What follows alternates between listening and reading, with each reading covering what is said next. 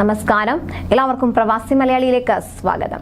ദുബായിൽ അക്കൗണ്ട് വഴി വാടക നൽകുന്നതിനുള്ള സംവിധാനം ഉടൻ നടപ്പാക്കുമെന്ന റിപ്പോർട്ടുകളാണ് പുറത്തുവരുന്നത്. പേപ്പർ രഹിത പേയ്മെന്റ് എന്ന സംവിധാനത്തിലേക്ക് മാറുന്നതിന്റെ ഭാഗമായാണ് പുതിയ തീരുമാനം എന്നാണ് അറിയാൻ സാധിക്കുന്നത്. ഈ സംവിധാനം വന്നുകഴിഞ്ഞാൽ പ്രവാസികൾക്ക് പിന്നെ പഴയതുപോലെ ഇനി വാടക നൽകാൻ ചെക്കുകൾ ഉപയോഗിക്കേണ്ടതില്ല. പണം UAE സെൻട്രൽ ബാങ്കിന്റെ ഡയറക്റ്റ് ഡെബിറ്റ് സിസ്റ്റം വഴി ഡിജിറ്റലായി കൈമാറാൻ സാധിക്കുന്നതാണ്. ഇത് വാടകക്കാർക്കും ഉടമകൾക്കും ഒരുപോലെ സഹായകമാകുമെന്ന് ചൂണ്ടിക്കാണിക്കപ്പെടുന്നു. ദുബായ് ലാൻഡ് ഡിപ്പാർട്ട്മെന്റും എമിറേറ്റ്സ് NBDയും ചേർന്നാണ് പുതിയ രീതി നടപ്പാക്കുന്നത്. ദുബായ് സർക്കാരിന്റെ പേപ്പർ രഹിത പേയ്മെന്റ് സംവിധാനം എന്ന കാഴ്ചപ്പാടിനൊപ്പം തന്നെ ദുബായ് 10X സംരംഭത്തിന്റെ ഭാഗമായി കൂടിയാണ് പുതിയ പദ്ധതി നടപ്പാക്കുന്നത്.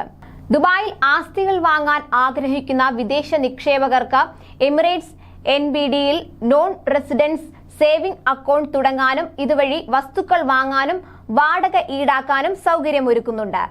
കടലാസ് രഹിത പേയ്മെന്റിനായുള്ള ദുബായ് സർക്കാരിന്റെ വീക്ഷണത്തിന് അനുസരിച്ചാണ് പുതിയ സംരംഭമെന്ന് DLD ഡയറക്ടർ ജനറൽ സുൽത്താൻ ബുത്തി ബിൻ മഗ്രീൻ പറഞ്ഞു. എന്നാൽ ഈ വർഷം ദുബായിൽ വാടക നിരക്ക് കൂടി തുടങ്ങിയതോടെ ഷാർജയിൽ നിന്നും മറ്റ് വടക്കൻ എമിറേറ്റുകളിൽ നിന്നും ഇവിടേക്ക് താമസം മാറുന്നവരുടെ എണ്ണം കുറഞ്ഞിരിക്കുകയാണ്. കോവിഡിനെ തുടർന്ന് കഴിഞ്ഞ 2 വർഷം ദുബായിൽ പല മേഖലകളിലും വാടക കുറഞ്ഞിരുന്നു. എന്നാൽ കഴിഞ്ഞ വർഷം അവസാനം മുതൽ വിപണി കൂടുതൽ സജീവമായതോടെ ദുബായിൽ പലയിടത്തും വാടക നിരക്കും കൂടിയിട്ടുണ്ട്.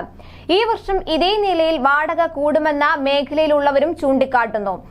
Business Bay, Greens, Deira, Dubai Sports City, Palm Jumeirah എന്നിവിടങ്ങളിലെ വാടക നിരക്കും ഉയർന്നിട്ടുണ്ട്.